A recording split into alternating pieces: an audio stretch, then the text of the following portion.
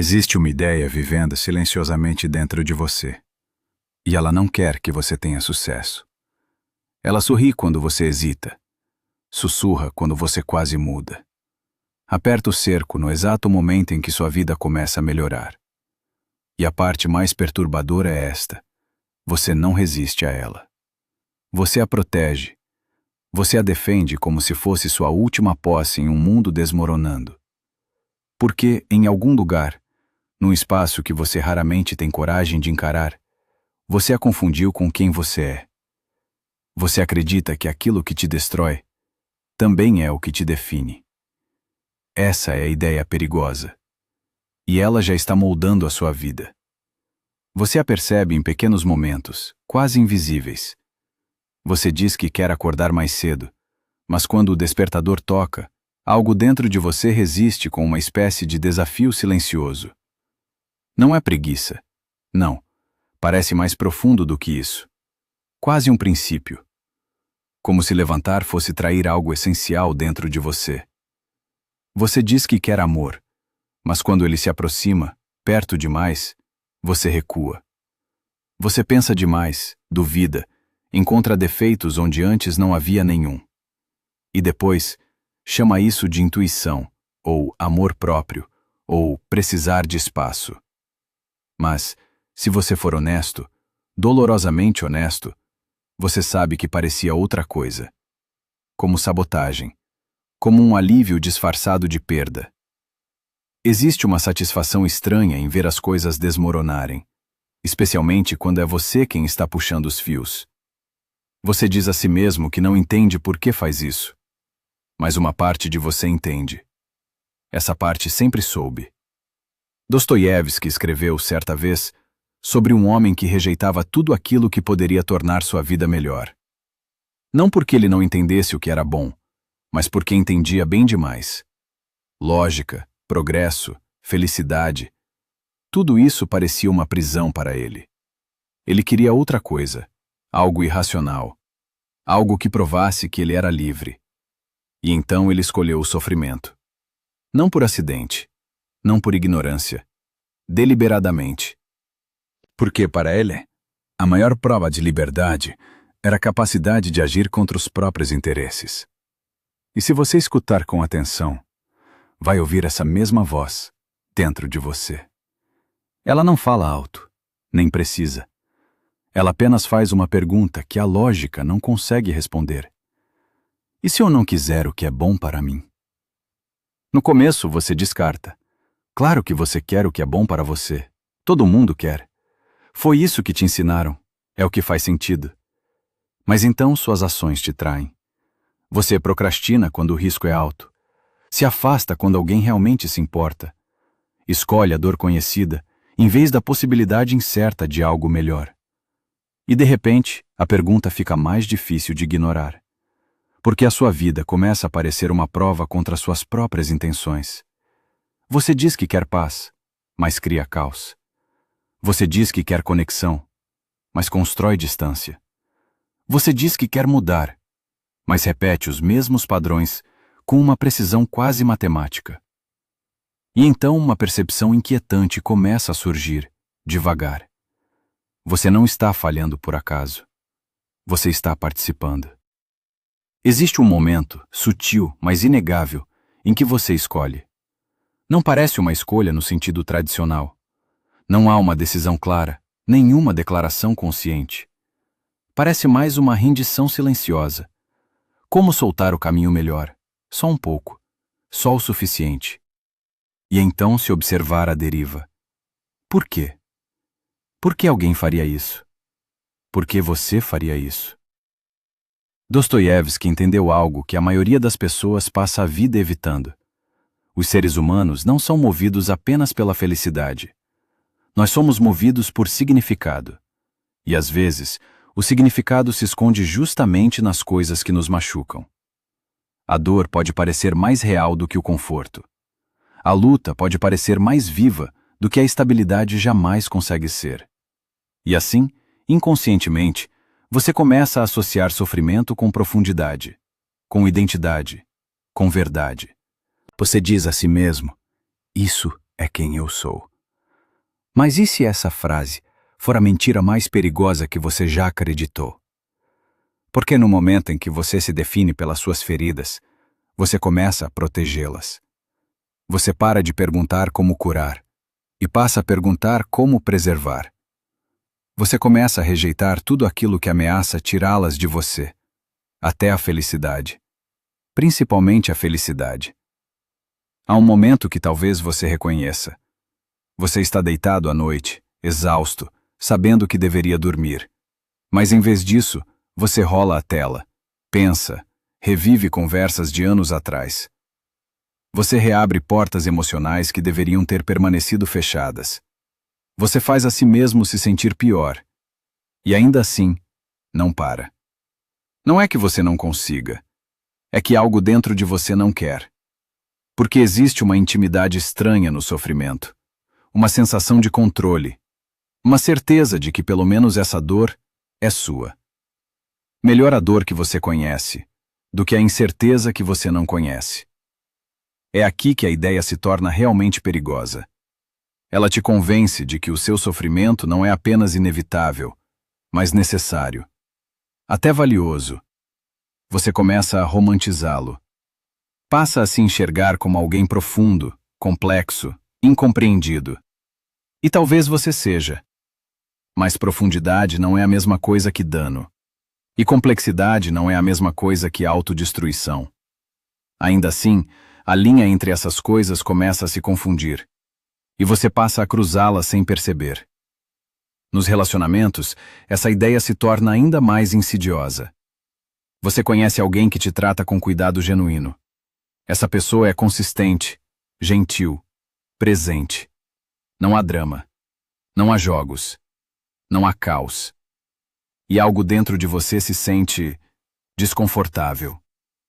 Não porque essa pessoa esteja errada, mas porque ela está certa. E o que é certo parece estranho. Então você começa a criar problemas. Pequenos no início. Você analisa demais o que a pessoa diz. Questiona as intenções. Testa. Pressiona. Se afasta. Não o suficiente para acabar com tudo. Só o suficiente para desestabilizar. Porque estabilidade parece perda de controle. E o caos parece casa.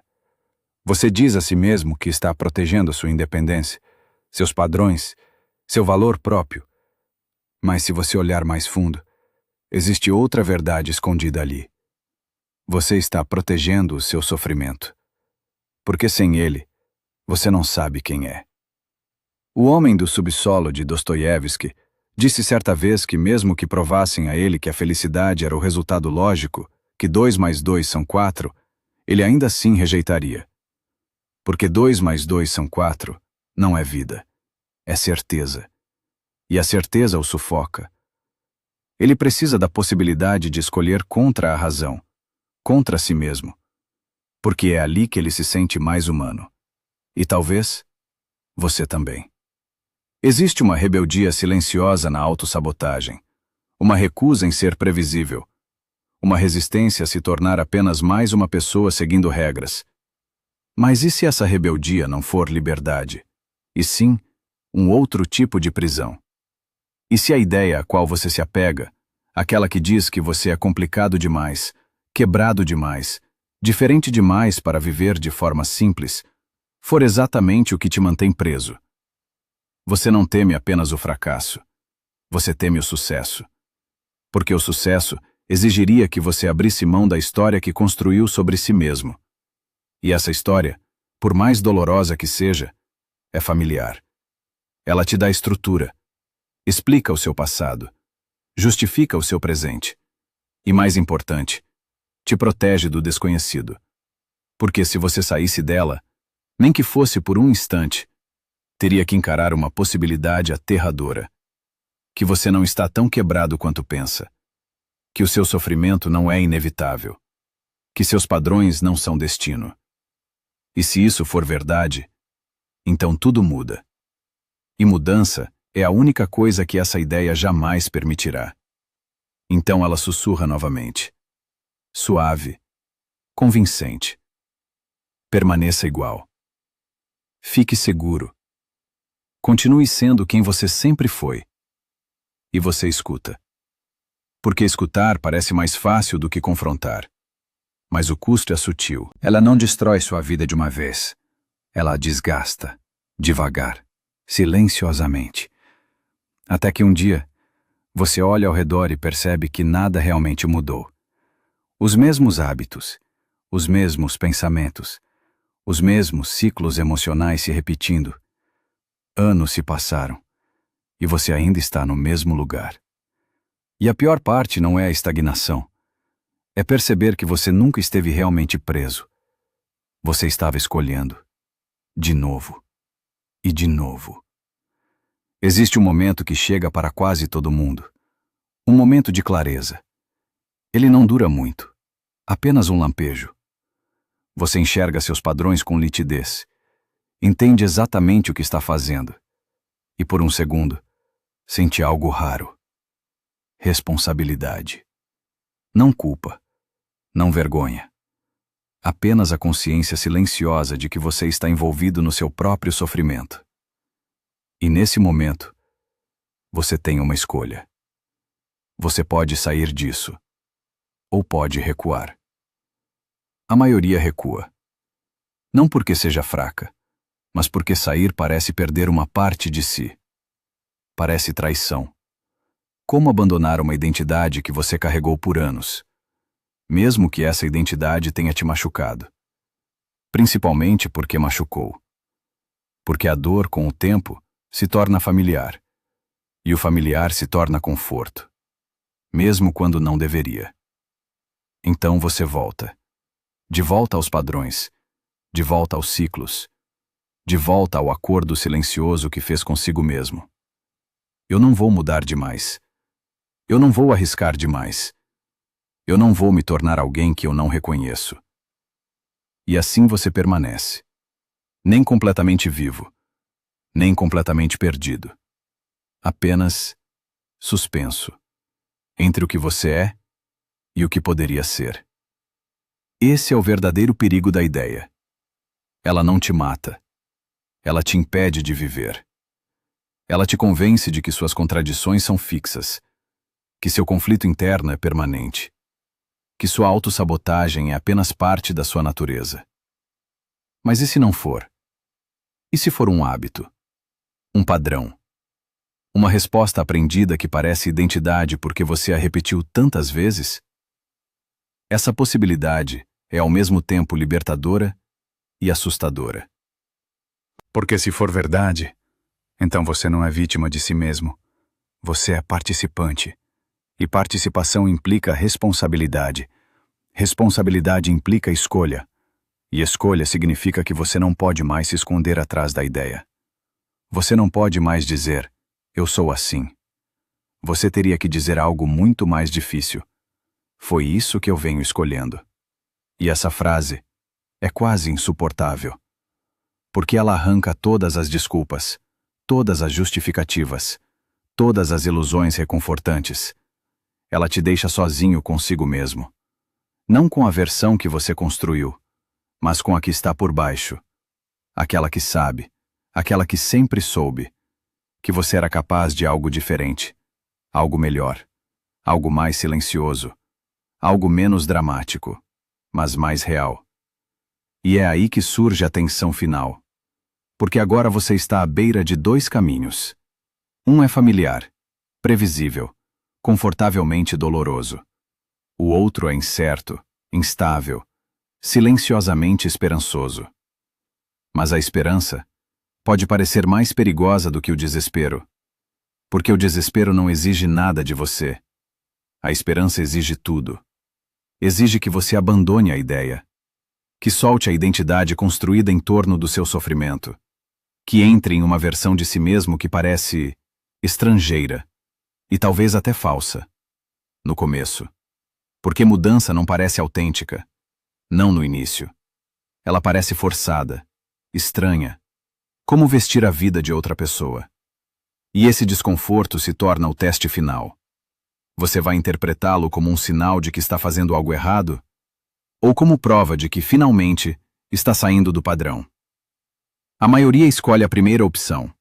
Recua novamente, de volta ao sofrimento familiar. Porque pelo menos ali, sabe quem é. E assim, a ideia sobrevive. Ela continua, silenciosa, paciente, esperando o próximo momento de possível mudança, para te puxar de volta. E talvez, enquanto você escuta isso, algo dentro de você a reconheça. Não como teoria, não como conceito abstrato, mas como experiência vivida. Um padrão que você já sentiu, uma escolha que você já fez, mais de uma vez. Talvez muitas vezes. E talvez, por um instante, você sinta aquele mesmo lampejo de clareza, a mesma consciência incômoda, a sensação de que você está novamente à beira, entre o que você é e o que poderia ser. Então a pergunta volta, mas agora ela não é mais abstrata, ela é pessoal, precisa, inevitável. Se aquilo que está destruindo a sua vida é também aquilo que você se recusa a abandonar, então o que exatamente você está protegendo? E mais importante, por quê?